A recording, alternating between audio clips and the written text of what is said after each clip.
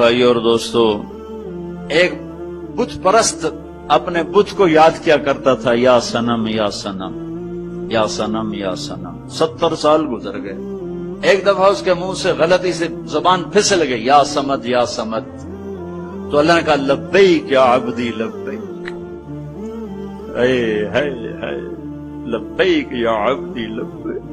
فرشتوں نے کہا یا اللہ یہ تو تجھے جانتا ہی نہیں، غلطی سے کیا کیا؟ اللہ نے کہا 70 سال سے انتظار کر رہا تھا کہ کبھی مجھے پکارے، آج پکارا تو ہے، چاہے بھول کے ہی پکارا ہے۔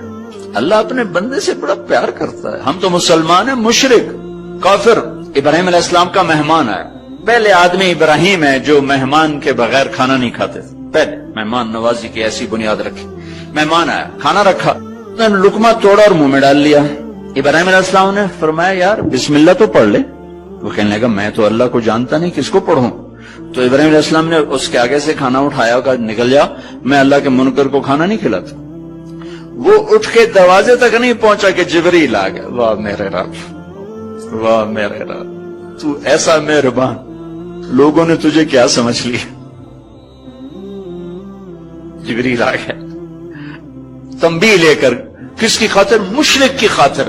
کس کو تنبیہ کی جا رہی؟ خلیل اللہ، 4000 نبیوں کے باپ کو تنبیہ کی جا رہی کہ ابراہیم منکر تو وہ میرا تھا، 70 سال سے میں نے روٹی بند نہیں کی، تو کون تھا روٹی اس کے آگے سے اٹھانے والا؟ یہ تو میرا اس کا معاملہ ہے کہ وہ مجھے نہیں مانتا، تیرے پاس تو مہمان بنا کے بھیجا تھا، بولا اسے کھانا کھلاؤ، یہ اللہ مشرک کے لیے ہے۔ تو ابراہیم علیہ السلام کی دوڑ لگوا دی، او بھائی آجا آجا آجا آجا، میرے اللہ نے تو مجھے ڈانٹ دیا تیری خاطر، آؤ۔ ان کا وہ کہنے لگا بھائی ابراہیم تیرا رب بڑا زبردست ہے، میں اسے مانتا بھی نہیں پھر بھی میری سفارشیں کرتا ہے، چل مجھے اس کا کلمہ ہی پڑھا دے، ایمان بھی نصیب ہو گیا۔ تو کسی کو گناہ میں دیکھ کے حقیر نہ جانو، اس کی حوصلہ افزائی کرو، اس کو پیار کرو، اس کو سینے سے لگاؤ، اس کے لیے دعا کرو، اللہ کرے گا چھوڑ دے۔ یہ شرابی ہے، یہ جواری ہے، یہ چرسی، یہ لہجے اختیار نہ کرو، اللہ بڑا غنی بے نیاز ہے، پتہ نہیں کس کو کس بات پہ معاف کر دے اور کس کو کس بات پہ پکڑ لے، اسے کوئی پوچھنے والا ہے؟ لا يسأل عما يفعل، اور کسی کو حق نہیں کہ اللہ کی رحمت کو تنگ کرے۔ ہاں بے شک اللہ کا قانون ہے کہ یزید اور حسین ایک ترازو میں نہیں تولے جا سکتے، یہ اللہ کا قانون ہے، ورنہ تو ساری کربلاؤں کو آگ لگا دو۔